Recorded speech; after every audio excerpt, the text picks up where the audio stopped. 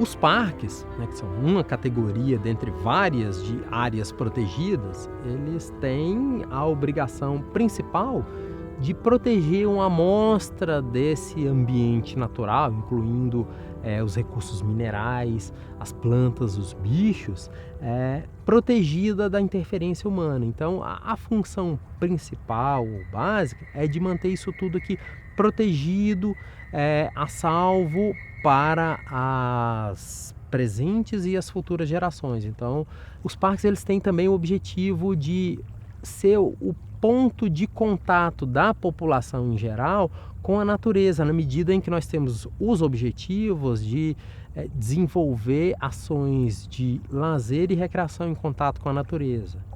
Por definição, tem áreas que a gente vai receber pessoas, a gente vai ter um pouco mais de impacto, a gente vai ter trilhas, vai ter presença maior de pessoas, mas é o local ou a porta de entrada para que as pessoas, de forma geral, possam estar em contato com a tranquilidade, ou com as plantas, ou com os animais, ou com as paisagens e poder desenvolver um pouco mais essa relação. É obrigação do poder público manter toda a estrutura de funcionamento para essas unidades de conservação funcionarem, seja para a gente poder receber bem o visitante, ter trilhas em condições das pessoas passearem, tem uma infraestrutura de apoio, ter banheiros, enfim, ter água para servir de suporte para essas pessoas conhecerem, passearem ou visitarem, mas também no sentido de a gente ter medidas de proteção para que essa área não se degrade, não sofra com invasões, não sofra com caça, pesca ilegal ou com incêndios. Então, obrigatoriamente, é o Estado que é responsável pela realização de todas essas medidas. Isso não quer dizer que as pessoas, de forma geral, não possam contribuir.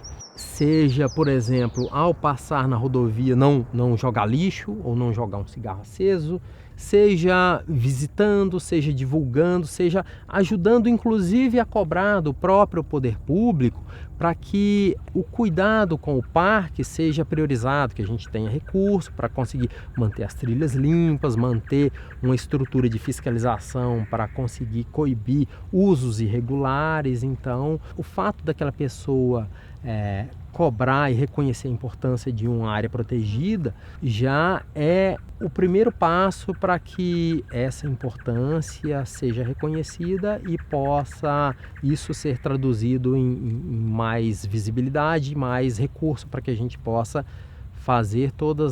executar todas as nossas obrigações. Nós temos 24 unidades de conservação dos dois grandes grupos de unidade.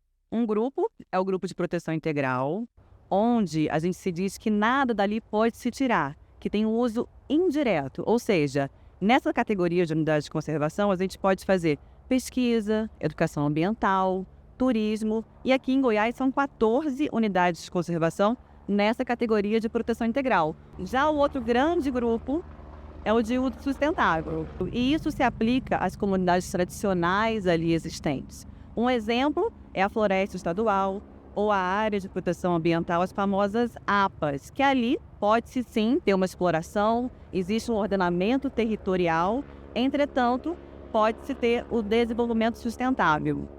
Temos também 35 muito importantes RPPNs, que são Reserva Natural do Patrimônio Particular, que são muito importantes também, que isso é o privado tentando, nos ajudando a auxiliar ao nosso sistema estadual de unidades de conservação, integrando essa outra categoria de unidades. Eu me lembro que em 1992, quando foi inaugurado esse parque Altamiro de Moura Pacheco, e veio aqui umas 100 pessoas, jornalistas, artistas, e cada um plantou uma árvore aqui, entendeu? Eu me lembro que eu plantei um pé de ipê amarelo.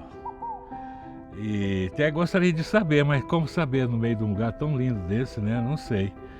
Mas eu acho que esse parque é muito lindo, é muito necessário, né?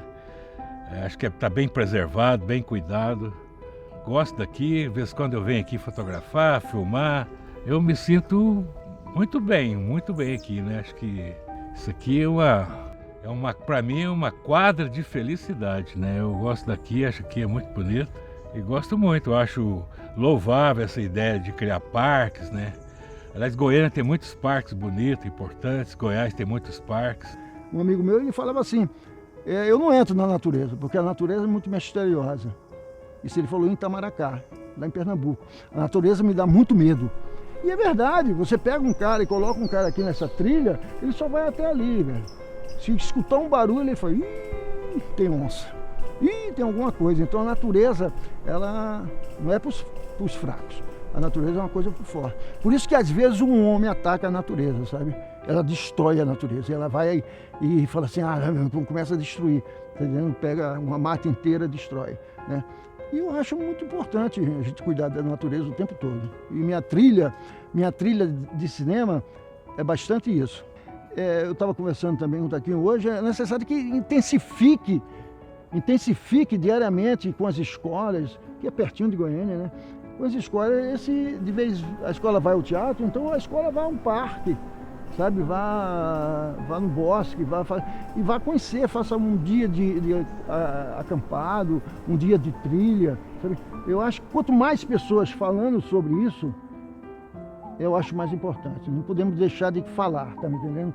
Quanto mais falar, melhor falar, melhor falar, melhor falar. É preciso haver uma simultaneidade de criação de parques e trabalhar na conscientização das pessoas. Por exemplo, aqui neste parque onde estamos no presente momento, que é o Altamiro de Moura Pacheco, aqui há diversas atividades, né, que as pessoas vêm aqui para usufruir do parque, em respeito ao parque. Então, criar mais parques, ótimo, é necessário, mas vamos também trabalhar com as pessoas de que elas dependem desses parques para ter oxigênio, para ouvir um passarinho, para evitar tomar um alprazolam, um Rivotril. Isso aqui é um remédio natural, a natureza é um remédio natural.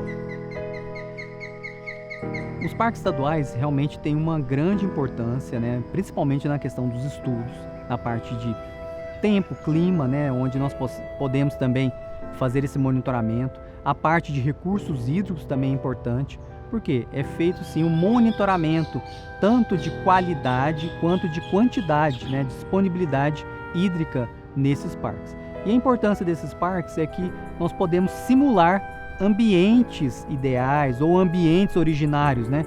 Nós sabemos que é importante preservar esses ambientes verdes para que a gente possa ter no futuro água, nós podemos ter no futuro uma qualidade de vida, temos no futuro uma qualidade ambiental, né? Então todo esse mecanismo ele interage e ele é conectado. Importante as pessoas lembrarem, o tempo não se desconecta da água, não se desconecta do verde, né? O clima ele depende de toda essa situação. E nós seres humanos temos um país, primeiramente, muito abençoado por Deus, literalmente, né? Nós temos uma grande, né, vegetação, nós temos uma área de preservação muito densa e nós precisamos usá-la como estratégia, né? Eu falo estratégia de governo, estratégia de sociedade, aonde os outros não têm, os outros países mais velhos, né, mais antigos não têm, nós temos, né? E essa exuberância é que atrai o nosso turista, atrai os turistas de fora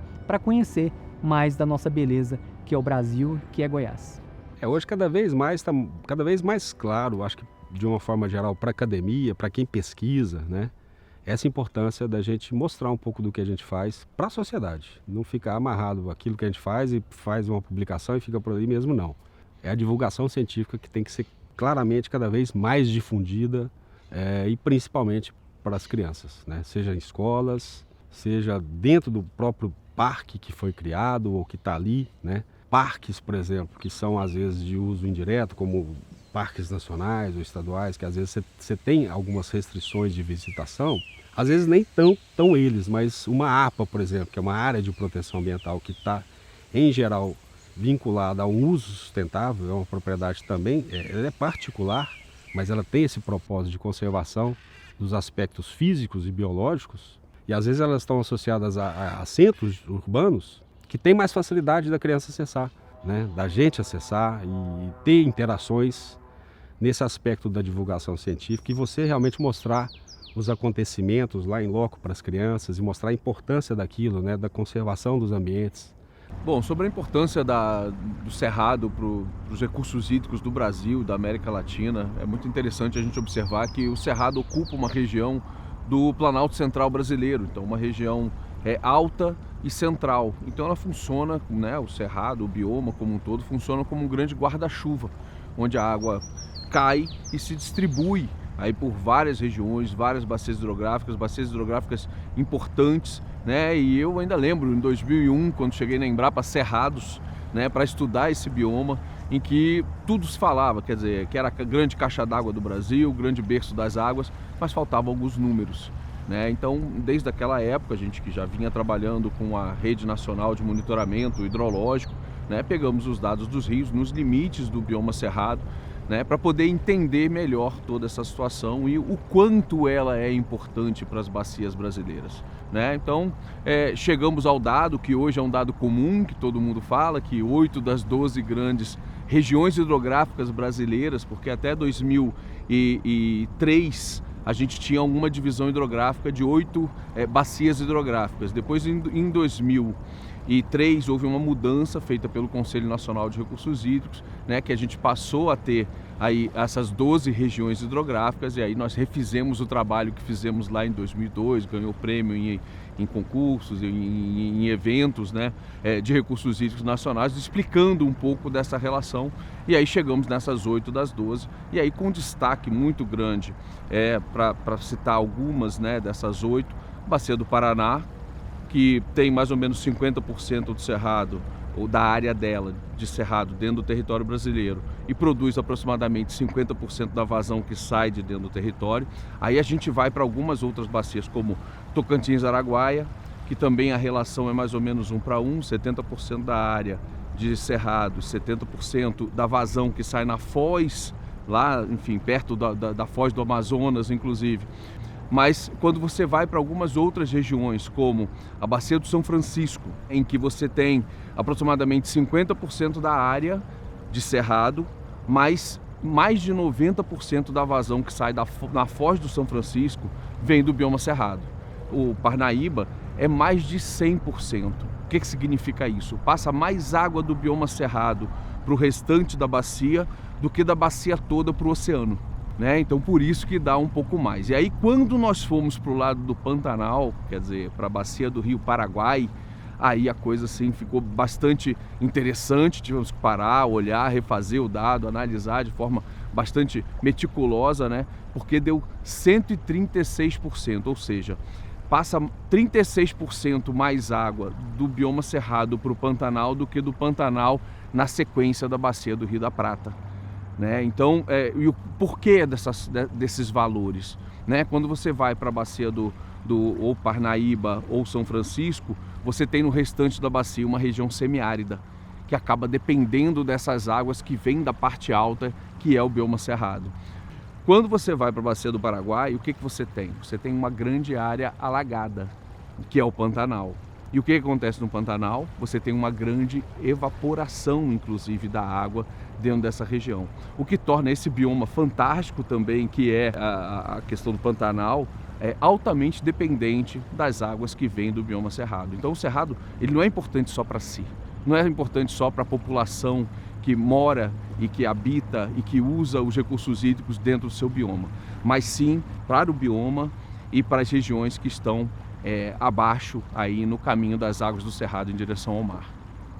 É importante que a gente faça uma gestão adequada do território para que a gente tenha, obviamente, não só água, como água, biodiversidade, tudo isso faz parte de um conjunto e de um mosaico do nosso território para que a gente possa ter o desenvolvimento, por um lado, um desenvolvimento de uma forma sustentável, óbvio, é isso que a gente busca, e para que a gente tenha também o nosso recurso hídrico disponível sempre, né, que é a tão buscada segurança hídrica aí para o desenvolvimento das nossas nações, dos nossos negócios e da própria vida.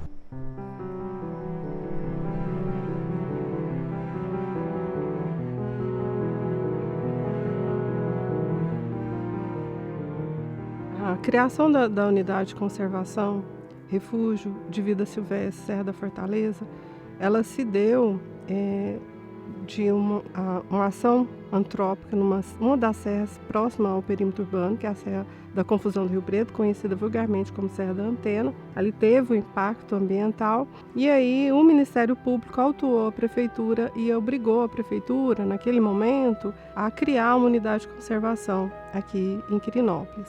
E aí, naquele momento, vários produtores rurais haviam criado um espaço de reserva legal direcionado, a reserva legal deles para uma reserva legal extra-propriedade em conjunto. E nesse momento o atual gestor fez um acordo com esses produtores rurais de criarem essa unidade de conservação nessas extra-propriedades, nessa reserva legal extra-propriedade desse conjunto de produtores rurais. E aí, para criar a unidade de conservação, precisava de ter todo um estudo, do levantamento da flora, fauna, comprovando que aquele local realmente tinha um potencial para se tornar uma unidade de conservação. Até então, o município de Quirinópolis não tinha nenhuma unidade de conservação. Então, essa era o desejo do Ministério Público aqui de Quirinópolis, que nós tivéssemos uma unidade de conservação, diante da preocupação já com o impacto da agropecuária aqui na região. Nós estamos aqui numa região que, nas últimas décadas, houve um avanço da cana-de-açúcar. E aí houve uma parceria no momento entre a Prefeitura e a Universidade Estadual de Goiás para criar a unidade de conservação. Ela foi criada em 2015. E o interessante é que no estado de Goiás, essa unidade de conservação é a única nessa categoria de refúgio de vida silvestre.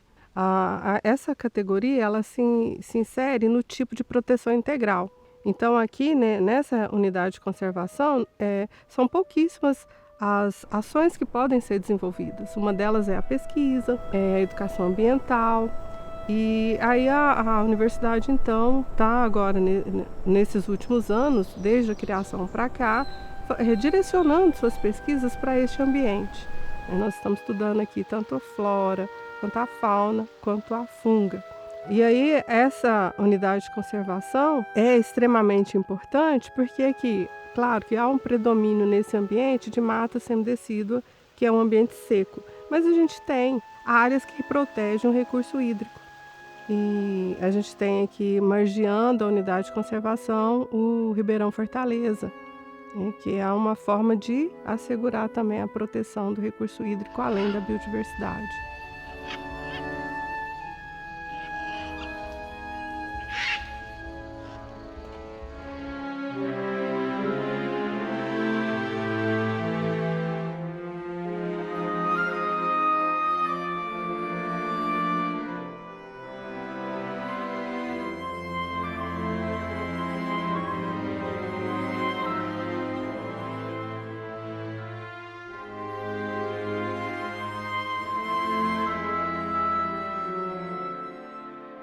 Parques específicos, localizados em áreas específicas como a Serra dos Pirineus, como Terra Ronca, são locais com parâmetros diferenciados. No caso de Terra Ronca nós temos cavernas, complexos de cavernas, aqui nós temos a Serra dos Pirineus com diversas espécies endêmicas, não só de fauna como de flora, bem como a questão geológica envolvida aqui também.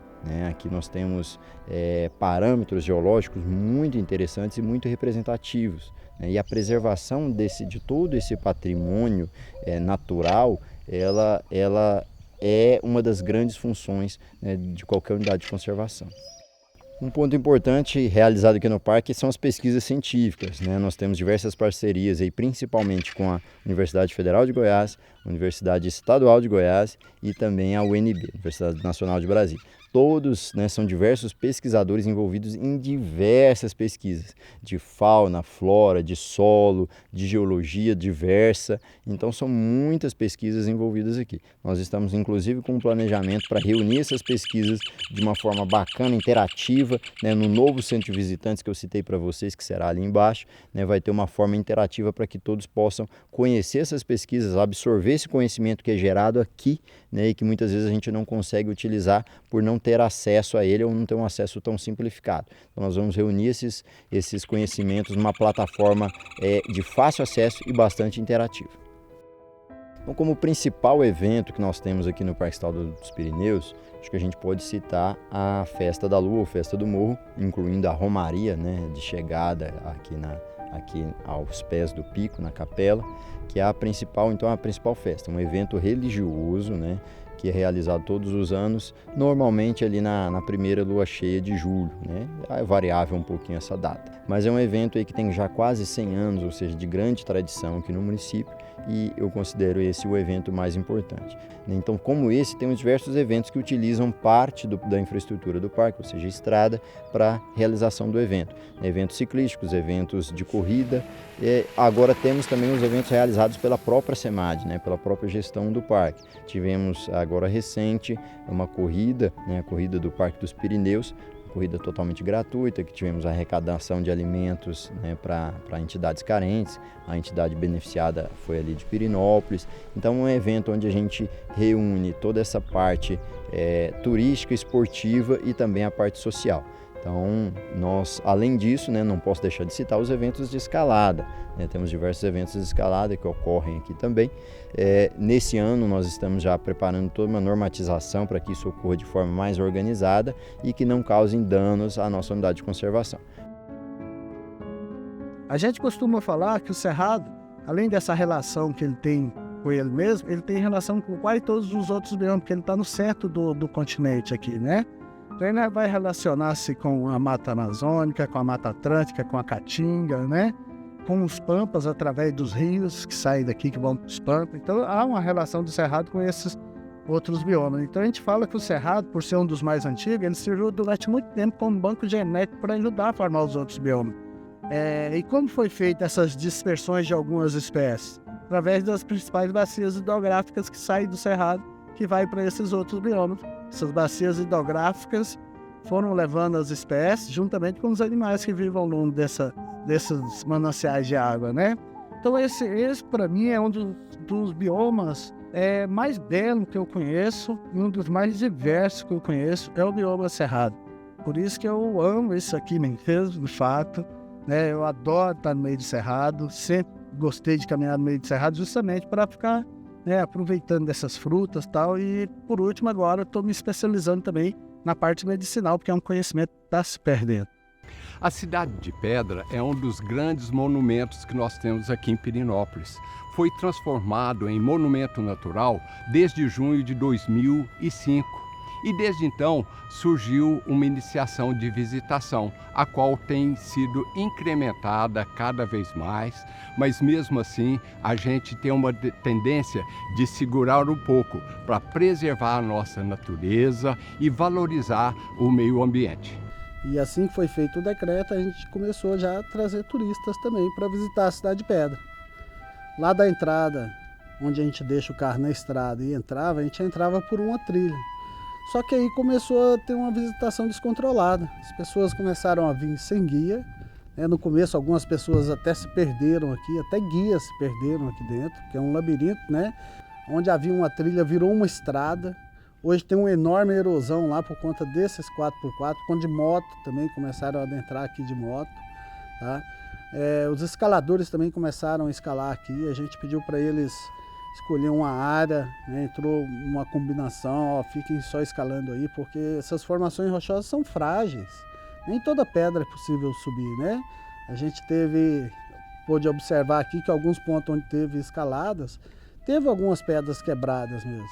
E a gente encontrou pedras caídas, né? Não sabe quem foi que derrubou, mas teve algumas pedras em equilíbrio que hoje elas estão no chão. Então, essa visitação descontrolada começou a causar impactos já na Cidade de Pedra. Por que se contratar um guia, né? O guia ele vai conduzir você, ele vai te economizar tempo, porque você já vai chegar no lugar certo, você não vai ficar batendo a cabeça. Você vai ter as orientações, as informações corretas do local. Ele vai te oferecer segurança preventiva, tá? E vai te mostrar o lado bonito das coisas, as coisas bonitas, as peculiaridades daquele lugar que você está visitando. Então, a importância de um guia para você realmente conhecer um atrativo é primordial, você ter um acompanhamento do guia, né? Sem falar da segurança que você vai ter. Eu sempre fui uma criança muito curiosa, desde pequeno, então sempre gostei de andar no mato, sempre gostei de observar a fauna, a flora. E depois fui fazer faculdade, me formei em medicina, acabou eu tendo mais condição financeira, eu comecei a adquirir equipamentos que eu conseguisse registrar, né? Ave, fauna, flora, paisagem, né? E há 7 anos eu comecei monitoramento de fauna também. E a gente descobriu uma biodiversidade fantástica aqui na Serra dos Pirineus. Com essas informações a gente consegue montar estratégias de conservação para aquelas espécies, né? E também através das imagens a gente consegue sensibilizar a sociedade, as pessoas, né? Principalmente que estão na cidade, que nem imaginam que toda essa rica fauna aqui do Cerrado existe e está aqui do lado da nossa casa.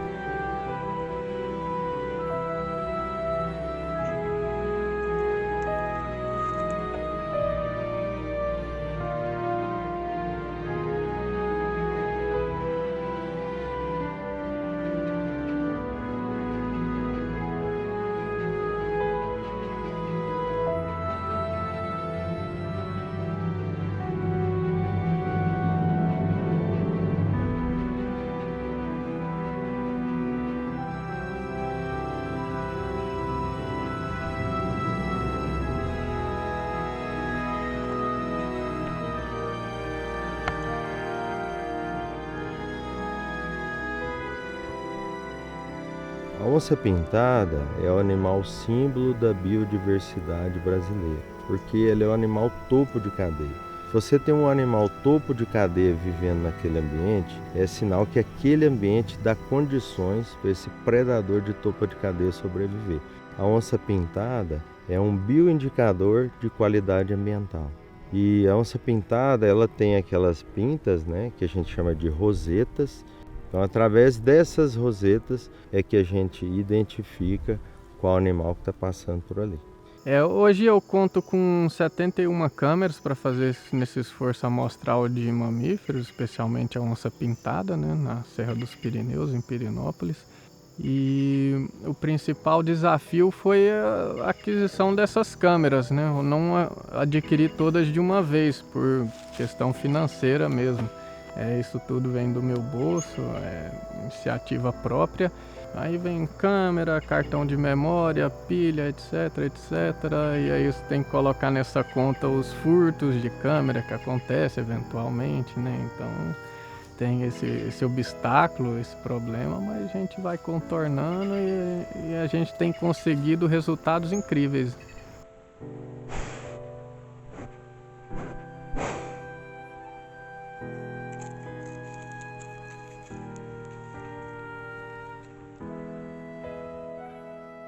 A gente já identificou 24 indivíduos. Esse último indivíduo entrou na nossa conta ontem, né?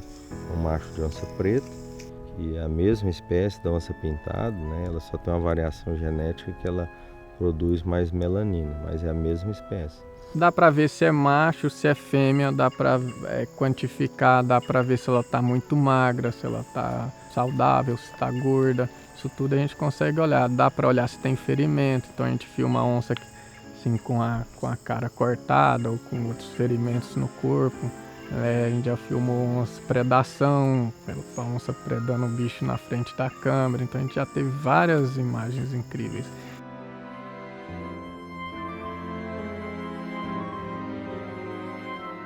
Onça parda já é mais difícil da gente identificar porque ela não tem as rosetas. Então a gente está sempre procurando uma cicatriz no nariz, uma cicatriz no corpo, um pique na orelha. Mas eu acredito que em toda a Serra dos Pirineus, né, pegando os 4 municípios, deve ter mais de 100 indivíduos aí de onça parda. Então é uma população viável. Uma população viável é aquela que tem um número de indivíduos que vai ter uma diversidade genética que consegue procriar e gerar, né, filhos férteis aí para as próximas gerações. E eu acho que todo mundo deveria visitar um parque estadual ou nacional, que seja pelo menos uma vez na vida, né? Mas deveria fazer isso com frequência, né, na verdade, para fugir um pouco ter um pouco de contato com a natureza, com a fauna. Vocês encontram isso nos parques.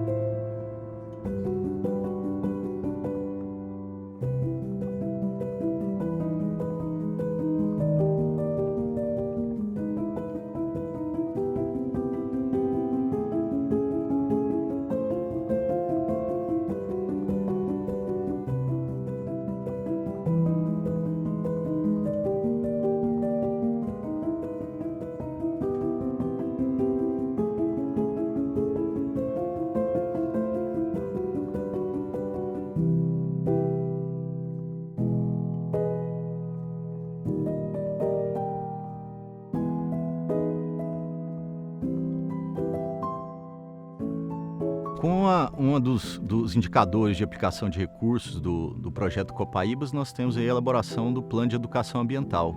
E o Plano de Educação Ambiental, quando elaborado, partiremos para a implementação desse Plano de Educação Ambiental. Então, esse Plano de Educação Ambiental ele vai envolver os munícipes, dos municípios que abrangem a unidade de conservação, que Goiás, Moçambique e Buriti de Goiás, com trabalho em escolas, divulgação em rádios, conscientização no perímetro urbano e a conscientização também dos proprietários rurais que estão nos limites da unidade de conservação. Em Goiás mesmo está a 1,2 km do perímetro urbano da unidade de conservação. Então essa proximidade, tanto visual como o acesso facilitado à unidade de conservação, busca aí uma interação maior da população com a unidade de conservação. Para trazer o pertencimento, o parque pertence a mim, então eu tenho que cuidar do parque. A legislação federal prevê no seu artigo 225 que todos são responsáveis pelo meio ambiente, tá? E que seja preservado para as atuais e futuras gerações. Então, nesse processo de educação ambiental, a gente pretende trazer os produtores rurais para serem amigos do Parque Estadual da Serra Dourada, e poderem utilizar desse recurso natural para um olhar turístico, e fomentar o ecoturismo na região, nessas propriedades rurais também, que abrigam hoje pontos de interesse à visitação, como cachoeiras, cânions. Então a intenção é trazer esses proprietários rurais para junto da gestão da unidade de conservação e convencê-los que esse é um caminho adequado e lucrativo para a conservação e para um desenvolvimento econômico do produtor rural também. E considerando a Serra Dourada como um símbolo do estado de Goiás, a gente pode perceber que ele dá nome a alguns monumentos públicos do estado de Goiás, empresas, está registrado em pinturas e, inclusive, trata a Serra Dourada no hino do estado de Goiás. Então a gente pôde perceber aí a grande importância e relevância que a Serra Dourada tem para a identidade do estado de Goiás.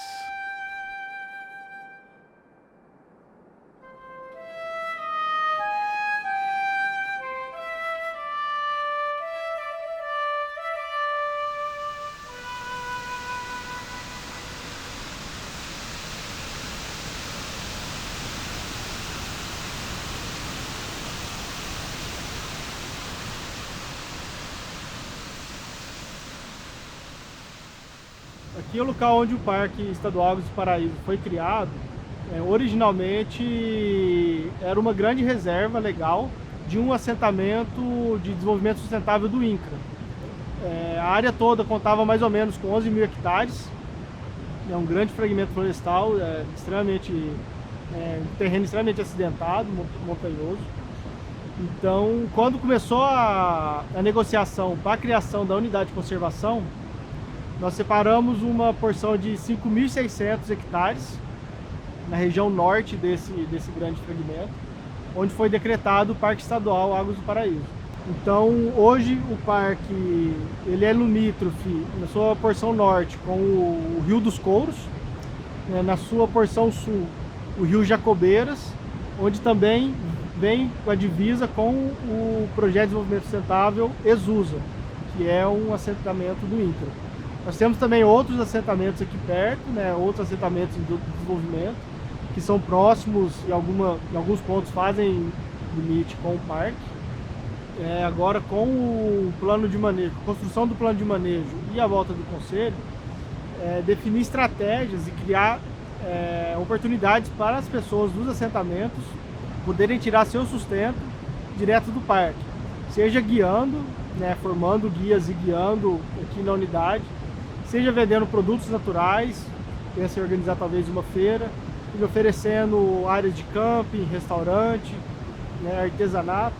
Então, agora com a implantação do parque, com a nossa maior estruturação da unidade de conservação, a gente pensa em, de fato, aumentar esse incentivo ao desenvolvimento dessas atividades aqui na região. O Cerrado, durante muito tempo, foi dito como uma área assim, de pouco interesse, tanto para turismo quanto para conservação. Então a gente tem visto que isso está começando a mudar um pouco de alguns anos para cá.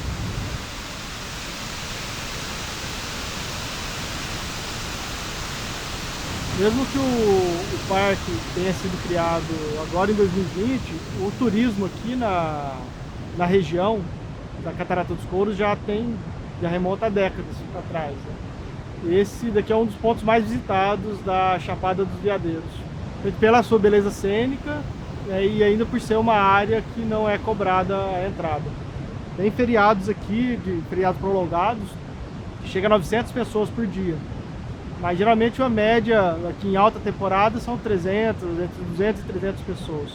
Nós temos como atrativo principal o Rio dos Couros, e no Rio dos Couros nós temos um complexo de cachoeiras que começa a montante na Cachoeira da Muralha, aí vem descendo o rio num complexo de franjas e corredeiras, chegando na Cachoeira Almécigas 1000, que é uma das mais belas aqui da região, Cachoeira do Parafuso, e finalmente nós chegamos aqui na Catarata dos Couros, que é o que dá o nome à região. Né?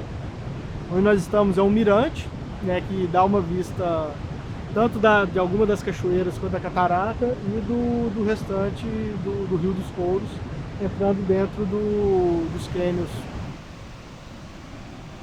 Eu acho que esse contato com a natureza pode fazer a gente ressignificar de fato o que a gente está fazendo aqui, né? O que a gente está, nossa função aqui nesse mundo. Né? Eu acho que só as pessoas passarem a voltar e pôr o pé no chão no ambiente natural e ver de fato de onde que vem a sua água, de onde vem o seu alimento, de onde vem o seu oxigênio, né? A gente vai voltar a dar valor nesse tipo de ambiente. Né?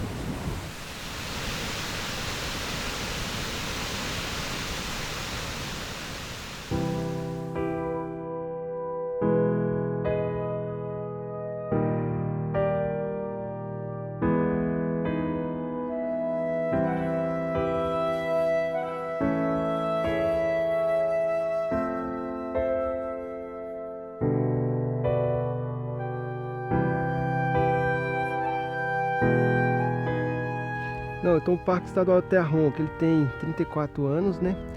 Ele foi criado para manter, conservar e preservar as cavernas que tem aqui. Hoje a gente tem cerca de 200 cavernas catalogadas. Entre delas nós temos 60 cavernas hoje que passam com o soro da água, né? Então depois que foi criado o parque, vieram outras unidades de conservação. Hoje a gente pode dizer que a gente está no mosaico de unidade de conservação. Então a gente tem a APA também, da Serra Geral de Goiás, que ela veio para cobrir todo o entorno do parque também, para preservar. A APA já é um uso sustentável. E também foi criada também a Reserva Extrativista Recanto das Araras, que é uma reserva federal do ICMBio, onde tem comunidades tradicionais morando também. Nesse contexto, a gente ganha muito com a questão também que hoje quem são os condutores aqui são os moradores. E esses monitores, eles são nossos guardiões do parque, eles colaboram muito na gestão também e muito no monitoramento das atividades que estão acontecendo dentro do parque. No entorno do parque, a gente tem diversas comunidades, a gente tem assentamentos de reforma agrária, a gente tem comunidades tradicionais também no entorno do parque, e hoje a nossa centralidade da gestão é trabalhar com essas comunidades, para que essas comunidades elas venham participar da nossa gestão, numa gestão participativa, e também se envolver nas atividades decorrentes do parque.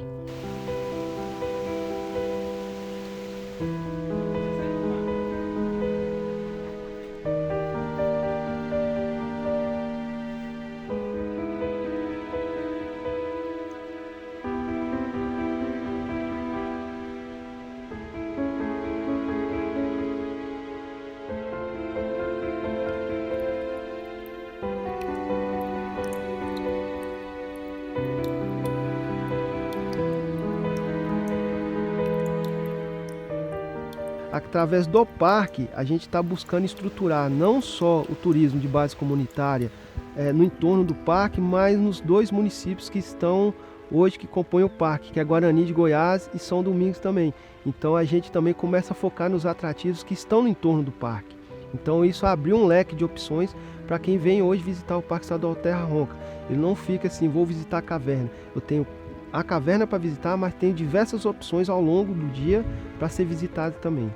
Esse ano, com esse projeto Detetives Escolares, a gente conseguiu atingir 6 escolas municipais entre Guarani e São Domingos, um público cerca de 1.500 crianças ao todos esse ano, com nossos monitores ambientais, com a equipe do Detetive Ecológico, e foi para fazer uma apresentação do parque, aproximar mais as crianças e adolescentes do parque, muito também para a gente aproximar, para que eles conhecem e venham também se aproximar dessas atividades de turismo, ser condutor, porque é uma grande geração de renda aqui para nós, para o entorno, e o parque está aqui para favorecer isso também.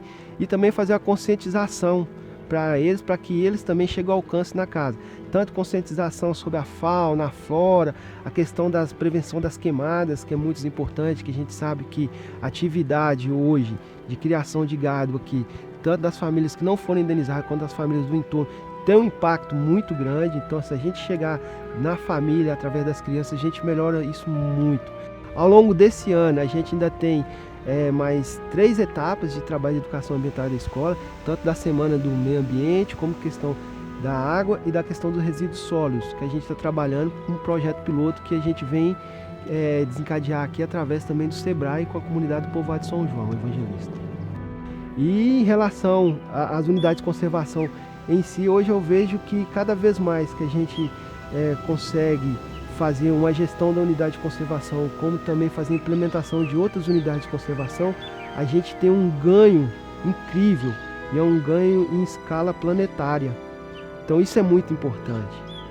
Hoje a gente está mantendo, pelo menos mais preservado, mais conservado os nossos ambientes naturais, é um ganho incrível. Então a gente tem que focar muito na valoração hoje dos biomas, não só do cerrado, mas dos biomas. Mas do cerrado que a gente está aqui, que eu sou do cerrado, sou geraizeiro, então para mim eu tenho aquela importância maior, me dedico e eu gosto muito mesmo, assim, é uma coisa de paixão mesmo.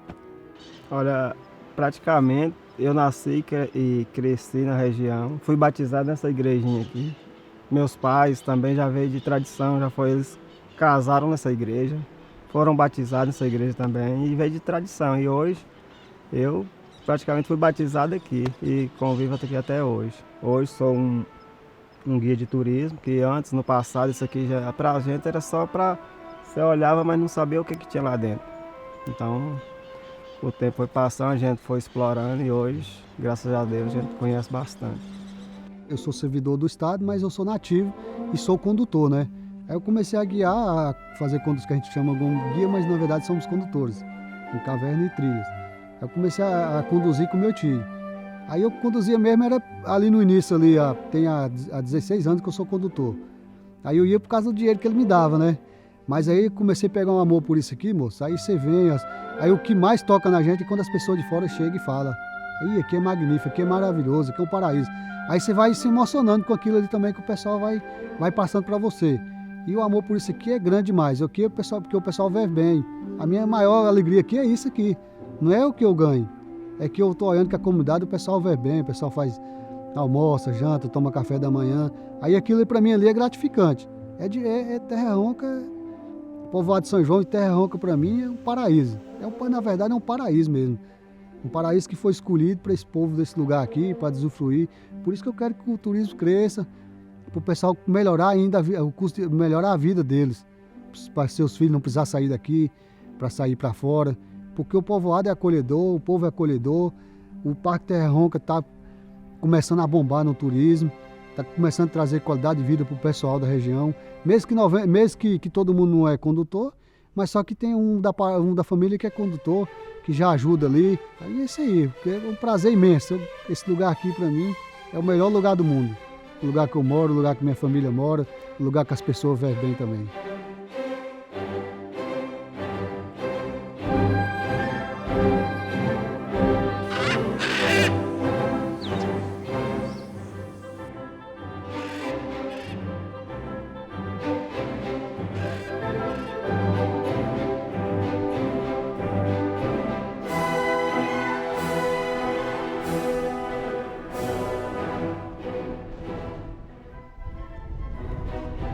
Nós estamos aqui no Parque Estadual da Serra de Caldas, né? Ele foi criado, ele tem uma história interessante porque ele foi o primeiro parque a ser criado pelo estado de Goiás, né?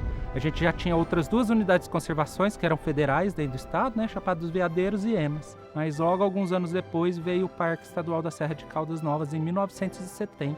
E é interessante a história dele, por quê? Porque a gente teve essa coisa do uso da água termal aqui na região que começou a virar um grande polo turístico, né, para o estado e para o Brasil, que hoje é uma das grandes regiões turísticas nacionais. E daí, quando os pesquisadores foram ver, né, não tem nada a ver com a ocorrência de vulcão ou esse tipo, né, de termalismo que tem a ver com a presença de magma próximo à superfície terrestre, mas é por causa da profundidade que a água desce no solo. Então você imagina que fraturas que ocorreram aqui na região, no subsolo, elas permitem que a água desça a 1.000 metros, mais de 1.000 metros, até 1.500 metros. 1.000 metros de profundidade, a gente tem uma diferença de 30 graus de temperatura da água da superfície. Então, se a água na superfície está aí a 10, 12, 14 graus, que é bem fria, lá ela vai estar a 40 graus, mais ou menos, que é a média da temperatura que a gente encontra aqui nos poços que alimentam as piscinas do lado de Caldas Novas e do lado de Rio Quente, são as nascentes, né? Elas já nascem com essa temperatura, às vezes um pouco mais, um pouco menos. O ano passado a gente teve 60 mil visitantes no ano, que já é bem significativo, a gente imagina que isso vai crescer, mas a gente traz o turista para essas áreas de uma forma organizada, ordeira. Quando a gente começou aqui, eu tenho cerca de 10 anos aí na unidade aqui, no estado um pouco mais, a gente percebia muitos conflitos, tanto dos residentes locais da unidade de conservação dos municípios, que são os donos do território, com um pouco da gestão, por causa da mentalidade. A gente ainda estava numa transição, né? Será que é bom ter muita gente ou ruim? E o que a gente foi vendo é que, conforme a gente ia acabando com os conflitos, onde a gente tinha grupos de ciclistas que usavam o parque, mas por parte da gestão não era bem-vindo ou não era permitido. E daí vamos ver se dá para fazer o contrário, permitir, ver o que acontece. E a gente começou a reparar que várias atividades começaram a mostrar ser benéficas elas existirem na unidade junto com a preservação. Então hoje a gente tem até eventos, né, de promoção dessas atividades. Tem eventos de corrida, eventos de ciclismo, eventos para promover escalada, rapel, e isso tudo o quê? Em áreas controladas.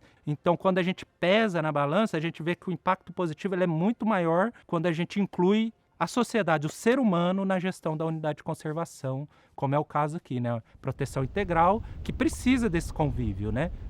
Ele foi feito para isso, o tipo de unidade de conservação, a categoria é para isso, é para que os humanos, né, nós possamos vir aqui e ajudar nessa conservação, né, para que a gente fique de fora, né? É claro, a gente tem áreas que não pode ter, né, presença tanto do ser humano ou de outras atividades, mas daí a gente tem categorias específicas para esse tipo de atividade, né, ou essas áreas mais importantes, né, que a gente tem um mapeamento, né, dentro do parque das zonas de uso e das possibilidades, o que pode ser feito ou não na unidade de conservação. Muitas pessoas não sabem ver, né? Sabe que tem uma serra aqui, às vezes sabe até o nome, mas não sabe que aqui é protegido, que aqui tem uma unidade de conservação. Até o projeto que a gente fez de educação ambiental para o parque, que tem o livro, né? A gente chamou uma pesquisadora lá, o pessoal da UFG, confeccionaram o livro pelas trilhas do Pescã. Daí a gente fez um treinamento com os professores da rede municipal, porque todos os professores da rede municipal do 4º ano que fez o treinamento para usar o livro em sala de aula. Então daí todos os alunos dos 4º anos da região do Pescã recebem um livro para levar para casa, para a família, e ainda visitam o parque depois. Eles vão estudar o livro, daí a professora marca o dia e traz os alunos. Daí a gente faz educação ambiental aqui com eles. Então, mas por que a gente viu essa necessidade? Pensando no futuro. Hoje, muita gente que nasceu em Caldas Novas não conhece. Pelo menos agora a gente vai garantir que, se você nasceu aqui, passou pela escola aqui, você vai saber que existe. Daqui 10 anos, toda a comunidade praticamente já sabe que existe um parque e a importância dele para a região, né? Coisa que hoje são poucos, né? Não é todo mundo que sabe. Então, como monitora ambiental, lá no parque eu tive a oportunidade de registrar diferentes coisas, né? Sair para monitorar e também, para além do serviço, sair para fazer registros pessoais mesmo. Mas eu acho que o que mais me marcou e que era um sonho mesmo, que eu cheguei a ir para outros parques para tentar ver, era o lobo-guará. E eu tive a oportunidade de registrar essa espécie lá no Pescã. E foi um registro, assim, eu tinha um sonho de ver um. E poder ter essa oportunidade a primeira vez, ter esse encontro de parar ali e na trilha e vamos devagarzinho ver o que vai aparecer e ver um lobo vindo, eu já estava extasiada, assim, né? Um sonho, é um bicho lindo, maravilhoso. E aí, quando aparece mais um vindo lá atrás.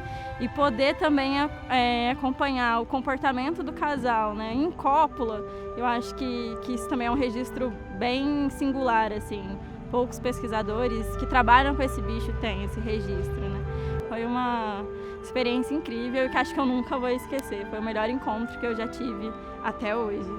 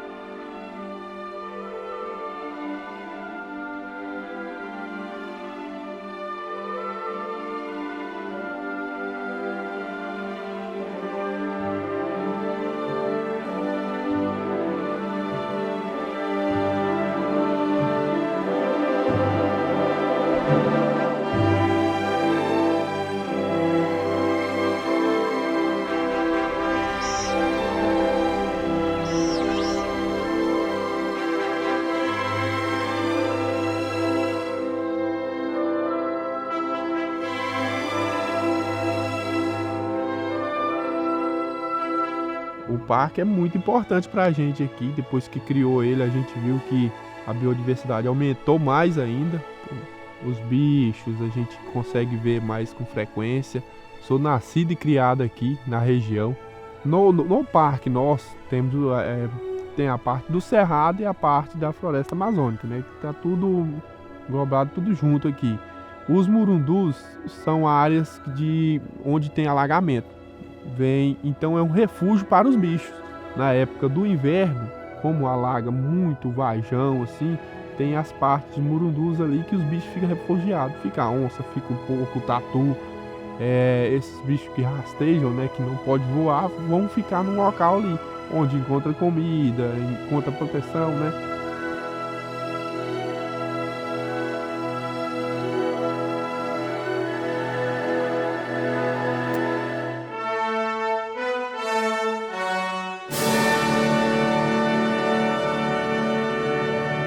Falando aqui de Luiz Alves, a gente tem uma característica muito importante.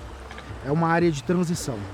A gente tem o cerrado e aí depois a gente começa com toda a estrutura de Amazônia que vai sendo construída.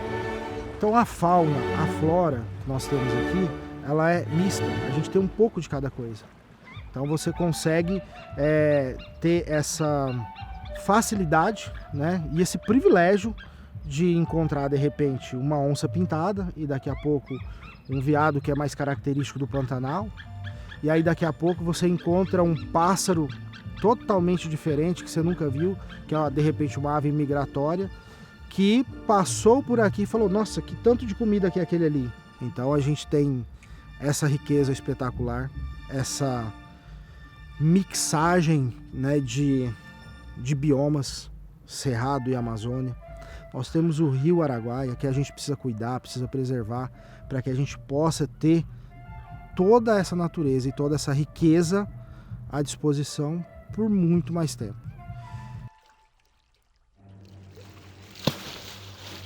O parque nosso, ele tem 4.600 e poucos hectares, né? Então, é menos da metade que é uma área indenizada.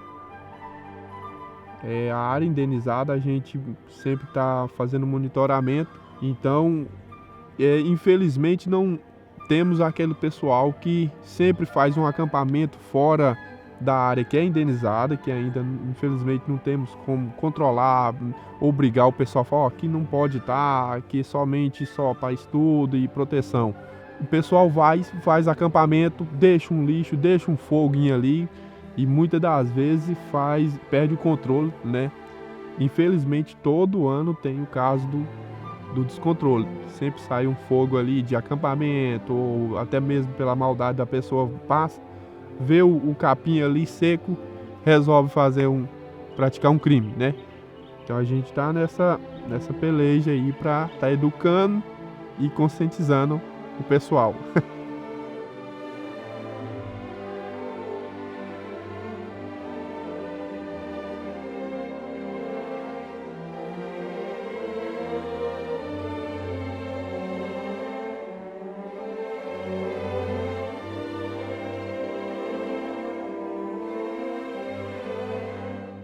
Para pescar, todos que vêm pescar, hoje em dia tem que ter licença de pesca.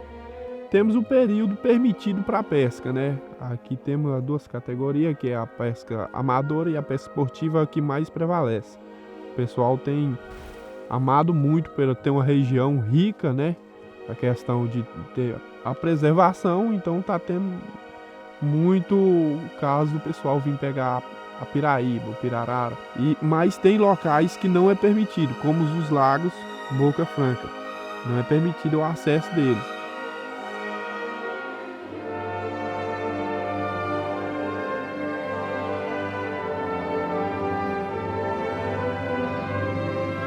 Dá para imaginar o que seria se não tivesse a pesca esportiva. Uma região pobre, destruída, sem o turismo aqui, que não daria fonte de renda nenhuma para esse pessoal, porque hoje muitas das cidades trabalham 100% quase em cima da pesca esportiva. O comércio funciona porque existe a pesca esportiva. Agora vamos inverter o processo. Vamos pensar no que a gente pode ter se a gente desenvolve o ecoturismo nessa região. Aonde nós podemos chegar? O tanto de qualidade de vida que a gente pode gerar para todos esses ribeirinhos.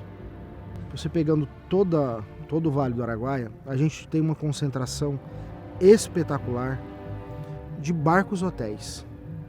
Nós temos pelo menos, acho que em funcionamento, pelo menos uns 6 barcos com uma mega de uma estrutura, né, com todo o conforto, toda a tranquilidade, que hoje, em épocas mais de alta temporada, são utilizados na pesca esportiva. O morador, o ribeirinho, recebe um benefício para não pescar. Então tem um período que é 6 meses o pessoal pode fazer a pesca e 6 meses eles ficam sem pescar. A pesca amadora, o pessoal não, eles fazem a depredação mesmo. Matam peixe, muitas das vezes faz a pesca dele regular ali, que usa material predatório, rede, tarrafa, espinhel. A pesca esportiva, ao contrário, eles fazem a pesca, tiram a foto do peixe ali e soltam. Fazendo do jeito correto, ele vai viver e vai seguir o curso dele.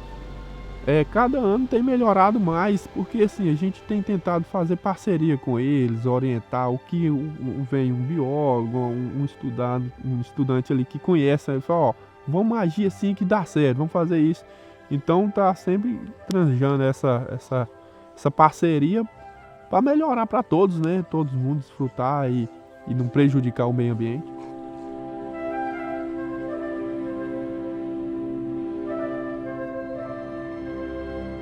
faixa de transição que a gente vê bastante, assim, mais claro, não é nem entre biomas aqui na nossa região. Que às vezes eu vejo mais claramente, seguindo o sentido Caiapônia, a gente tem muito uma transição de cerrado, o cerrado daqui, onde sobrou o cerrado típico, as formações savânicas propriamente ditas, que são aquelas árvores retorcidas, muda à medida que a gente vai e chega na bacia do Araguaia. Acho que o solo muda, geomorfologia e geologia do relevo, do contexto geral da paisagem muda, e o cerrado propriamente dito, a biota, se altera também com isso. Isso é uma coisa que a gente vê bastante. Essa transição entre bacias, grandes bacias hidrográficas brasileiras, porque afinal aqui a gente está no Paraná, você anda 100 metros aqui, chegando na região da Serra do Caipó, já tem águas que já correm para a bacia Tocantins-Araguaia, que vai desaguar em outro contexto, que não o contexto da bacia do Paraná, aqui onde nós estamos. Mas é claro, essa questão da transição entre biomas também é clara, né? Aqui na nossa região de Jataí, por exemplo, a gente tem algumas fisionomias de florestas mais úmidas, que estão realmente tipicamente encontradas em áreas de mata de galeria, de nascentes de cursos d'água, e que aí sim se aparentam bastante estruturalmente, em termos de altura de árvores, com a Mata Atlântica propriamente dita, embora novamente ela realmente tem suas diferenças. A Mata Atlântica chove constantemente, mas chove mais ao longo do ano. Você tem mais espécies de plantas que ficam grudadas nas árvores, então aquela vegetação mais densa lá é diferente daqui. Essas plantas que ficam grudadas nas árvores, como bromélias, orquídeas, são as plantas que a gente chama de epífitas, que se hospedam em outras árvores. E lá essa abundância é muito maior, muito mais característica do que as nossas florestas aqui. Então você tem essas diferenças, né, que são proporcionadas principalmente em função do clima, muito embora em função da estrutura e de algumas espécies que se sobrepõem, seja de plantas, seja de animais, fazem dos sistemas brasileiros de classificação tratar o sul e sudeste goiano como regiões de Mata Atlântica.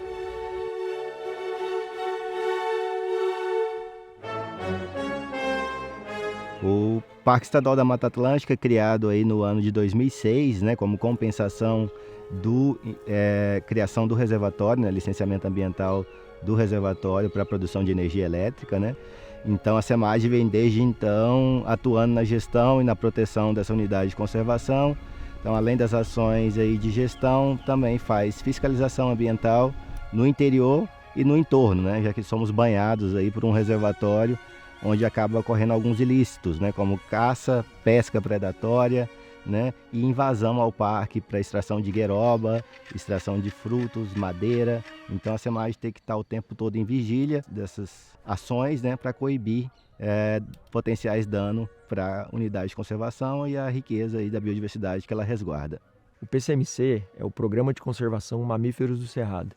Ele é um grupo de pesquisa criado em 2009, vinculado à Universidade Federal de Catalão.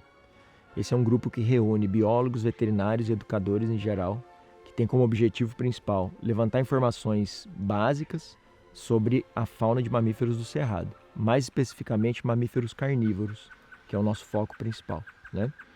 E a ideia é não só gerar artigos, só informações, mas as nossas perguntas elas são muito relacionadas a como essa fauna lida com as transformações que a gente traz no ambiente. A ideia é pegar o que a gente está entendendo de aspectos ecológicos da UC, no caso aqui do PEMA, e transformar isso em entendimento e conhecimento para a comunidade que vive no entorno da UC. Porque a UC, no final, ela é um bolsão de produção de água, de produção de biodiversidade, que serve, inclusive, à produção agrícola em volta. Então, acho que, com certeza, trazer essas pessoas para a vivência da UC e levar a vivência da UC para elas, para criar essas pontes de interação, é um caminho importantíssimo que tem que ser fortalecido.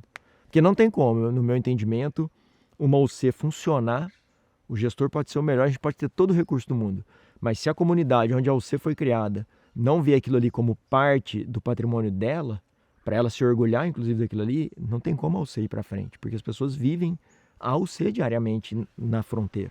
Então as pessoas têm que ser parte desse processo. Até o momento a gente registrou, inclusive, 2 espécies de felídeos de grande porte. a onça parda, né, a sussuarana, que é a espécie principal da nossa iniciativa, mas também a onça pintada. Então, esses dois bichos, eles são reconhecidos como predadores de topo de cadeia alimentar. Mas onças pintadas precisam de presas muito grandes. Então, a presença da onça pintada no PEMA é algo de uma relevância incomensurável, porque é o maior predador do cerrado que está numa unidade pequena. Então, isso traz sugestões para nós que ela tem uma base de presas para esse indivíduo estar aqui ainda. Mas quando a gente olha para a onça parda, mesmo como predador de topo, ela já é uma espécie muito mais generalista. Ela pode se alimentar de animais grandes a extremamente pequenos, como gambás, até roedores, né? Elas consomem muito. Então, ter a onça parda aqui também é um outro indicativo de que o parque tem uma fauna ainda bem composta, como nossos inventários têm mostrado. Bom, o cachorro vinagre, ele tem uma distribuição original em todo o território brasileiro, mas é uma espécie que sempre foi considerada rara. É algo que ainda paira na ciência, no comportamento. A gente teve estudos pontuais no Mato Grosso, né, e a gente gostaria muito de entender como que essa espécie está lidando com esse ambiente aqui, que é bem diferente dos estudos lá, né, que são em áreas mais extensas de floresta. Então, por que esse bando estava aqui no PEMA, né, e para onde ele foi agora? Né? A gente sabe que a área de vida, dos poucos estudos que tem, as áreas de vida dessa espécie são áreas grandes, então a gente espera que em algum momento eles retornem para o PEMA, e aí ele está dentre as espécies de interesse do projeto Detetives Ecológicos. Para avançar em algumas temáticas, a gente precisa precisa realizar a captura desse animal, né? E isso envolve utilizar uma armadilha, alguma coisa, anestesiar o animal e coletar o maior número de amostras e colocar um colar, alguma coisa que a gente queira fazer, né? E aí esse processo envolve a gente fazer uma anestesia, uma contenção química desse animal e a gente liberar ele após ele 100% recuperado. Não ocorre nenhum prejuízo para esse animal, esse procedimento, mas em compensação tem muitos benefícios para a gente, né? Porque a gente tendo acesso ao animal, a gente consegue coletar inúmeras amostras biológicas, então a gente consegue coletar sangue, consegue coletar soro, consegue coletar secreções para avaliação de doenças, porque quando a gente trabalha com animais silvestres, a gente trabalha com muitas espécies e que, queira ou não, ainda são pouco conhecidas, né? Então, padrões, ainda não se tem padrões para muitos parâmetros igual a gente tem com humanos, por exemplo, né? Então, quanto que é uma pressão normal de um animal de vida livre, quanto que é valores de sanguíneos dos animais e os animais de vida livre fornecem essas informações para a gente poder cuidar melhor dos animais que são cativos, por exemplo. O que a gente faz aqui, acho que para contextualizar um pouco, muita gente pensa em unidade de conservação como uma ilha, né? Mas as unidades elas estão imersas em uma paisagem, né, que contém fazendeiros, cidades, estradas, e a gente precisa levar isso em consideração quando a gente está fazendo conservação. Então, o nosso trabalho é muito isso, levar em consideração todas essas pessoas que estão em volta da unidade e o quanto elas são importantes para o trabalho que a gente faz. Tudo que é relacionado com ecologia, a gente traz toda essa bagagem para as nossas ações de educação ambiental, que daí são as mais variadas. A gente está desde as escolas, atuando com contação de história com os pequenininhos, palestra para o pessoal do ensino médio, gincana para o pessoal do ensino fundamental e atividades com a comunidade, também fazendo alguns encontros para a gente estar podendo discutir um pouco mais da pesquisa que a gente faz e conhecer também como é a vivência deles aqui nessa região, o que eles conhecem de animais, como é essa relação que eles têm com a natureza, com o que a gente diz que é a biodiversidade aqui nessa área, né? E uma parte muito importante desse trabalho é identificar como são as interações dessas pessoas que vivem nesse entorno de áreas naturais com a fauna e com a própria natureza, né? Então, se existe algum conflito, se a interação é positiva, se há atropelamentos ou não, e o que a gente pode fazer para tentar minimizar essas interações que são negativas, né? Tanto para os animais quanto para as pessoas que vivem aqui no entorno. Mas a ideia de trabalhar a comunidade escolar é porque acho que é meio consenso, né? Que a gente entende que essas novas gerações serão as gerações que vão estar lá na frente cuidando da natureza, legislando, enfim, sendo os futuros empresários e políticos. Então, trabalhar o encantamento na comunidade escolar, eu acho que é algo muito importante para qualquer trabalho de conservação, né? Primeiro, a gente não faz conservação sem pessoas, e a gente não tinha muito essa ideia alguns anos atrás, né? A biologia da conservação estava muito ligada a levantar dados ecológicos, né? A gente está dando esse passo agora, que a comunidade ela tem que estar presente em qualquer trabalho que esteja ligado à preservação de uma espécie, seja ela da fauna ou da flora. O corredor ecológico ele é super importante, é uma iniciativa muito assim, valorosa da SEMAD, porque a SEMAD e o Estado reconhece que o tema é pequeno para a conservação de biodiversidade em longo prazo.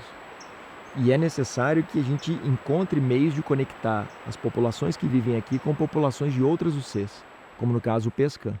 Então, o projeto inclusive nasceu dessa ideia, como que as onças vão mostrar para nós o melhor corredor daqui até o PESCAM, para que os indivíduos consigam manter esse fluxo gênico, esses encontros em longo prazo. Então, o corredor, ele serve para conectividade de duas áreas que têm algum nível de preservação. E com isso, além de ele aumentar a área de preservação, porque aí ele é uma área a mais que conecta, ele faz esse importante papel que é a dinâmica da biodiversidade que acontece ali. E aí, nessa ideia do que é um corredor, a gente tem um projeto que chama Bandeiras no Corredor. O Bandeiras no Corredor, ele nasceu de uma iniciativa entre a UFG, Universidade Federal de Goiás, com a Aliança da Terra, uma OCIP, e a SEMAD, que é a Secretaria de Meio Ambiente do Estado de Goiás. E hoje, nosso intuito final é promover informações científicas importantes para que a SEMAD, num futuro próximo, possa implementar um corredor entre dois parques. O Parque Estadual de Serra de Caldas Novas, que fica baseado na cidade de Caldas Novas, e o Parque Estadual da Mata Atlântica, que fica em Buriti Alegre. O Bandeiras no Corredor, ele nasceu principalmente para investigar tamanduás-bandeiras. Mas a gente tem uma abrangência para todas as espécies bandeira do Cerrado e da Mata Atlântica, porque tem uma situação importante para essa localidade escolhida para o projeto, que o Parque Estadual da Mata Atlântica é o único parque de bioma Mata Atlântica do estado de Goiás. A busca por evitar a extinção, ela está relacionada a garantir a persistência a longo prazo das espécies. Garantir a persistência a longo prazo significa que nós temos que ser capazes de prever cenários de como o futuro vai acontecer. Entender o futuro significa que nós precisamos de modelos para fazer esses cenários. É o que nós fazemos hoje com os modelos climáticos globais, o IPCC faz isso para nós termos uma noção de como o clima funciona, mas nós também precisamos de modelos para entender como as mudanças de uso de solo podem acarretar as mudanças na quantidade de carbono, na restauração ambiental, nos serviços ecossistêmicos e, em última análise, na preservação da biodiversidade. Mas para isso nós precisamos saber coisas básicas. Qual a probabilidade de um filhote morrer? Qual a longevidade de um adulto? Quantos filhotes um animal gera? Observa, nós não estamos falando de fazer isso para uma espécie. Nós estamos falando isso para todas as espécies ameaçadas de extinção, e esse número é absolutamente enorme e cada vez maior. E muitas dessas espécies, o conhecimento científico que nós temos ainda é pequeno. Algumas vezes nós estamos discutindo aqui sobre como é que nós podemos fazer com que o conhecimento da natureza entre nos lares, nas casas, nas escolas, que as pessoas se interessem por isso. Eu acho que existe uma necessidade mais profunda de nós nos interessarmos pelo conhecimento em si. Aprender é absolutamente maravilhoso. Quando as crianças da nossa sociedade começarem a entender que aprender sobre como o mundo funciona é absolutamente fantástico e é um prazer enorme o conhecimento, talvez nós vamos ter mais pessoas disponíveis para gerar esse conhecimento que nós ainda não temos e que é essencial para nós preservarmos a biodiversidade brasileira.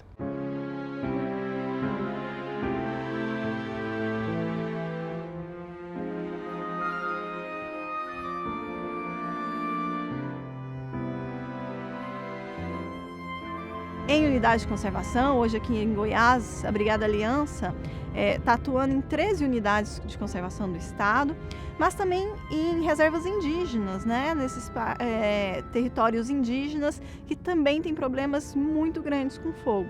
E uma das comunidades que a gente atua hoje, lá no Xingu, eles procuraram a Brigada Aliança justamente porque antes eles faziam uma queima tradicional, que era feita no final do dia, esse fogo naturalmente se apagava e estava tudo certo. Eles perceberam com o passar do tempo que esse fogo no final do dia já não apagava mais. Eles já tinham um ambiente muito mais seco e quente do que os antepassados. E aí esse fogo que no período noturno só diminuía, no dia seguinte virava um grande incêndio. E aí um grande incêndio em uma comunidade indígena é muito triste, ou uma comunidade tradicional, porque às vezes esse fogo vai acabar com a roça e com a caça para toda a temporada seguinte. E aí é quando a gente começa a ter realmente situações de falta de alimento nessas áreas. Temos o aspecto natural, cultural, do fogo para renovação de pastagem. Mas mesmo esse fogo, hoje a gente tem trabalhado muito com essas comunidades, né? Às vezes comunidades tradicionais, não só indígenas, comunidades quilombolas, várias outras comunidades tradicionais. A gente tem trabalhado justamente nessa conscientização de formas alternativas do uso do fogo. Além dessas ações, várias ações de prevenção, muita coisa precisa ser considerada, inclusive a época do fogo. Então, agora, nesse período crítico que a gente está, a gente tem várias portarias, né, inclusive do governo federal, estabelecendo que esse é um período crítico. Então, de julho a outubro, ainda que você tenha uma licença para queimar, o fogo ele não é permitido. Então, nos casos em que o fogo até pode ser indicado, esse fogo precisa ser feito antes desse período crítico, quando a gente ainda não tem uma seca tão estabelecida. Normalmente, ali para abril, maio no máximo. Ser brigadista hoje é extremamente complexo. A gente que vê de fora não tem ideia de todo o conhecimento e de toda a capacidade física que é preciso ter. Então, nós temos combates que às vezes vão durar 5, 7 dias. E nós precisamos ter pessoas muito preparadas para lidar com isso. O curso da Aliança da Terra, porque são várias empresas, cada um tem seu método. A da nossa empresa, da Aliança da Terra, que fica nos parques, né, estaduais, são áreas protegidas de reserva, geralmente o curso é feito antes da temporada da seca, provavelmente em maio. Então, é divulgado geralmente nas cidades, nos locais próximos, porque a gente precisa de pessoas da região mesmo para trabalhar. Nossa principal preocupação é ter pessoas da região que conhecem bem o local, conhece trilhas, conhece locais de mais fácil acesso se tiver um fogo. E então a gente treina essas pessoas, a gente dá o treinamento da aliança mesmo. O treinamento dura cerca de 3 a 4 dias. Tem a prova escrita, tem o TAF, e os que saírem melhor pode ser contratado para trabalhar na região deles mesmo. E é isso que a gente tenta fornecer dentro da Brigada Aliança, né? Pessoas extremamente capacitadas para lidar com esses desafios do fogo. Então, ele não vai simplesmente chegar ali com um soprador, ele vai ter um drone, ele vai pilotar um drone, ele vai fazer reconhecimento do terreno. Então, sim, o brigadista hoje, né, ele precisa ter uma série de conhecimentos e de habilidades muito específicas para lidar com o fogo que a gente tem hoje. É claro que tudo isso também, eu acho que precisamos de quê? De melhorar o aspecto de qualidade de formação de recursos humanos, qualidade e quantidade, principalmente em áreas mais, diria que não é tão isolado, mas são áreas que, em comparação com grandes metrópoles, capitais, a gente está em áreas isoladas, um pouco mais afastadas, né, dos grandes centros de pesquisa. Então, acho que isso é uma função importante, né, dos institutos federais, das instituições federais de ensino público, de formação de recurso humano de qualidade, para a gente aumentar essa gama de pesquisadores, profissionais capacitados e qualificados, para desenvolver essas pesquisas com alto padrão de qualidade, né? Isso é importante também.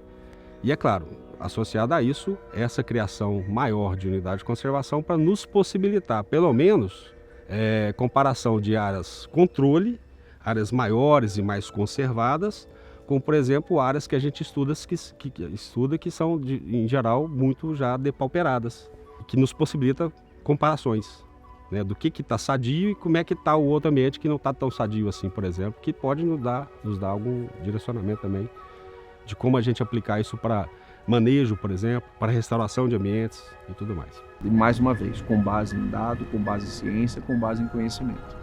Porque a partir do momento que você começa a botar inputs de ideologias e de crenças e de outras coisas no meio, fica muito difícil você lidar com qualquer que seja o conflito.